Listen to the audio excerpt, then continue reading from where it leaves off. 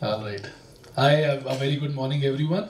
Morning, sir. Thank you so much, guys. I am Dr. Nachiket Bhatia, and today I'm going to discuss about entrepreneurship. It's a resilience, not just an idea. So before I start my talk, I would like to share a personal story with everyone. So this is my third TEDx, and TED, the whole platform, has been a very integral part of my own journey. The very first time when I gave a TEDx, I was at a very struggling phase in my life. Establishing my company, things were haywire. The second time I gave a TEDx, the company was established and we were at an incline phase. And today, when I'm giving my third TEDx, I'm happy to share that I made a successful exit and the company has been acquired by a foreign investor. And I think I'm 32 and very happily retired. So, all by the grace of God. The last one was a joke, it's okay. My parents hate me for that I'm at home throughout, but it's okay. So the things that I'm going to share today are very important because that is what I have learned in my last 12 years of my own entrepreneurial journey. We were told that entrepreneurship theoretically has its own points, but when I implemented those points practically, I found there was a vast difference. Everything that we have learned about entrepreneurship is a lie. We are told that we need to have the best ideas, lots of funds, the right network. You have to be passionate about it. But that's just 10% of the journey. Nobody talks about the ugly 90%. The mental, the emotional, the physical turmoil a founder goes through before he's actually able to make a company. And I'm going to discuss that. Entrepreneurship is not about ideas. When I joined my company as a CEO, I thought, all right, let's think about fancy cars, let's think about villas because this is what a novice kid does. I realized that I'm not here to execute brilliant ideas or innovate. I'm here to manage setbacks. I'm here to face failures. I'm here to face near collapse moments of my company. Can you give me that? Can you give me that, please? Uh,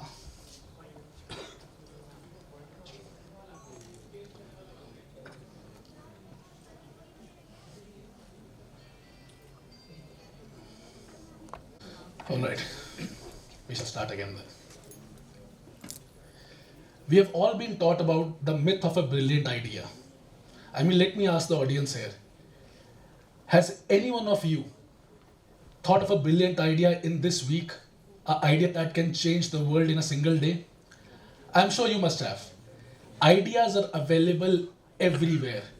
You ask a man walking down the street that do you have an idea, he'll give you 10 out of his pocket. But the problem is, the next day, we move on to something new. Execution is the biggest problem everywhere. We are always taught idea, execution.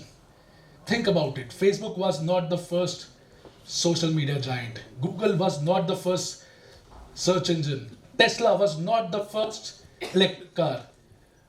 But what was special? The special was founders had the ability to endure failures when other founders quit. They kept taking punches, they kept getting up when other people could not. They never failed to quit.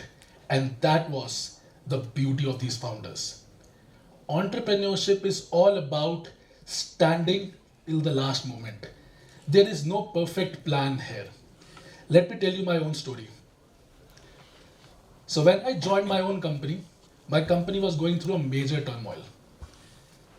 If I have not told about my company, it's called DBMCI. It's a legacy brand started by my parents, primarily my father. We are into teaching doctors preparing for postgraduate exam. We were spread across the country. And the company was going through a major downhill because there was huge competition. Competition was well funded, technologically advanced, and they had a brilliant product. I'll give it to them. We were working on those age old theorems, not able to change ourselves, not able to adapt. And every day it was hell. Then hit COVID-19. Revenues dried up, students were asking for a refund, and we had almost zero online infrastructure. I remember the day when things changed for me because I was staring at my laptop at 2 a.m. in the morning. And I was just thinking myself, am I not worthy enough? Am I just riding on my father's legacy? Am I that useless that the company my father trusted me with to take it beyond something is going to collapse under my leadership? Those were the thoughts that I was dealing with. And I assured myself at that moment, that was a life-changing moment for me, that I will not let it happen. We came up with an online app, it was called eGurukul, within a month. We scrambled to teach our faculties to start teaching online. And we put out a product in the market. It was full of technical failures, let me be honest. It was an average product, to be honest. But that product made the company survive. That product kept us above waters. The students at first were not happy, but we pushed ourselves to add so much value in that product that within 6 months, the students did not switch to the competition, but they started loving the product. My point is that entrepreneurship is not about having the perfect plan. There is no perfect plan.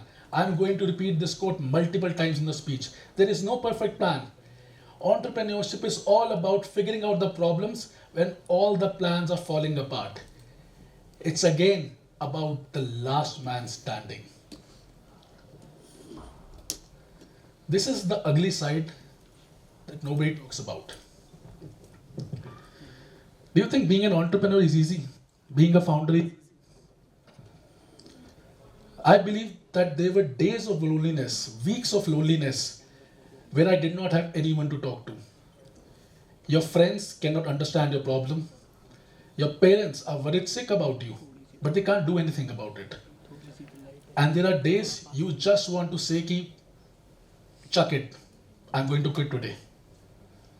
The anxiety is so severe that I would wake up at 4 a.m. And that is the same with almost every entrepreneur I know. However successful they might be, everybody wakes up at 4 a.m. How will I make payroll next month? What if this product fails?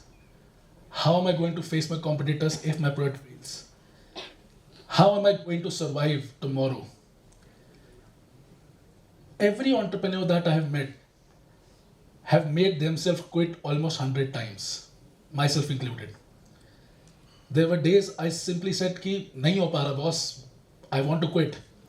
And the best answer I've got from almost everyone was that every morning 8 a.m. starts day 0. It's a fresh day. Whatever happened last night was closed last night. Today, we are here to make even a better product, a better service, and make the company a disruptive leader in the industry. That's what entrepreneurship is all about. It's run from here. If you are strong here, only then you can go out and kill that industry. Everything matters here. The self-doubt will happen every day. The anxiety will increase every day. There is no solution. The pain is still going to be there every night. But that means you are still in the fight. You have not given up. You have not quit. You are going to be the last man standing. This is one of the most important parts of being an entrepreneur, building a great team.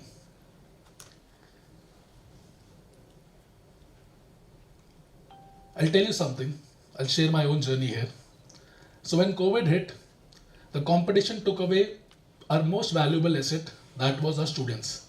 But they also took away a second most valuable asset, that is the faculties. Most of our faculties jumped to a stable competition at a moment's notice. I was heartbroken. I was exhausted. I was furious. But today when I look back, I think that was a very logical thing they did. It was a reasonable thing. Mine was a sinking ship. They all had families to feed. They took the most reasonable step like any one of us would have taken. They moved to a stable competition. My mistake here was that I chose to focus too much on the negatives, too much on the people leaving, instead of focusing on the positives, which was many brilliant people chose to stay loyal to the company. They chose to stick with me. And I would credit everything that DBMCI is today to that great team. If you are ever thinking of building a team, you need to have people who have the courage to challenge your every decision.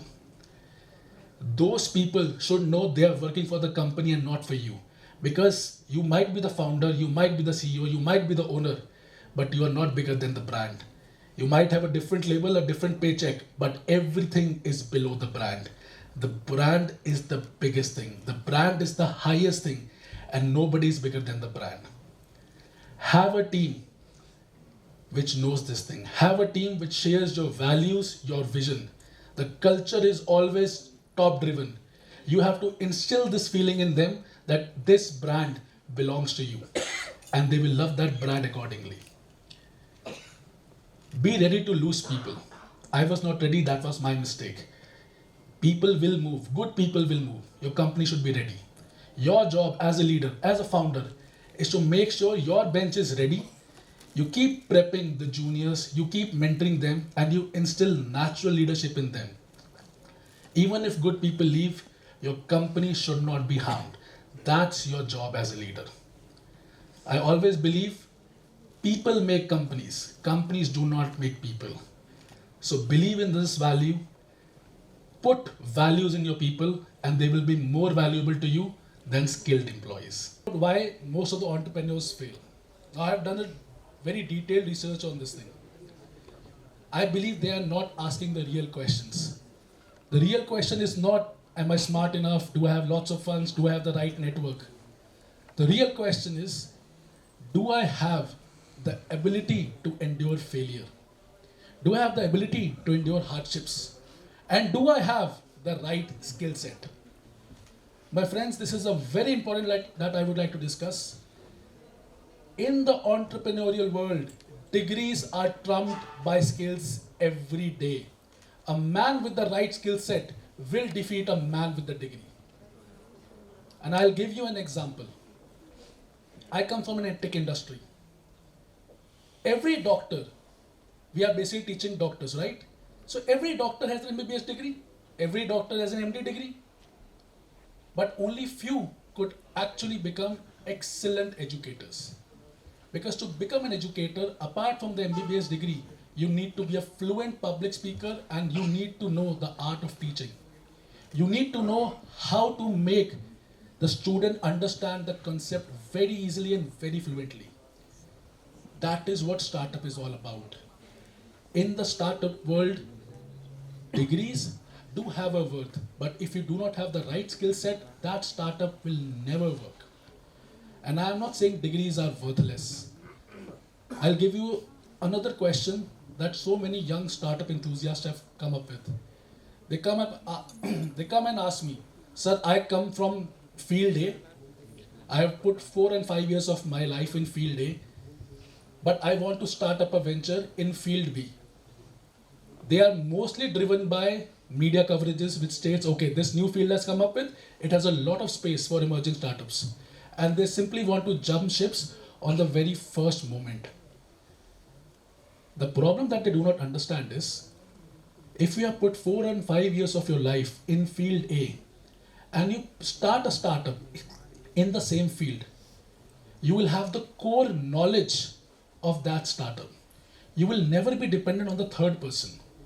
The founder has to be the core of the business. If the founder is dependent on a third person for knowledge, I am sorry, but the chances of success of that startup are seriously very low. Don't venture out just because the media is saying so. You have to take the decision of starting your startup in what field very seriously. You have the knowledge, you have the detailed know-how. Nobody can defeat you in that knowledge because that's your core strength. That's your degree, that's what you have worked for. So start in the same line. Degrees is what you gain knowledge for. But the skill set is how you present that knowledge to an audience, and an audience can pay you for that. So choose your startup venture very wisely. It should not be dependent on media, but on your core strength. Building your personal brand. Building your personal brand is like making your legacy. Businesses can come and go, but the personal brand remains forever. My name is Dr. Nachiket Bhatia and my company name is Dr. Bhatia Medical Coaching Institute. Like it or not, I could never run away from that brand because my name is attached to it. There's a legacy attached to it. When I say a personal brand, I mean it is to develop a trust between the founder and the audience and the customers. It means getting off that boss's chair, getting into the ground and selling your product with your sales team. When a founder goes about and sells the product, they are basically responsible for giving the best product and the best service to the audience. They are morally responsible and they are assuring that customer that if there would be a problem, I am the first person you need to reach out to. This develops a trust in that company. This develops a trust between the customer and the founder. And that's the whole ethics of that business.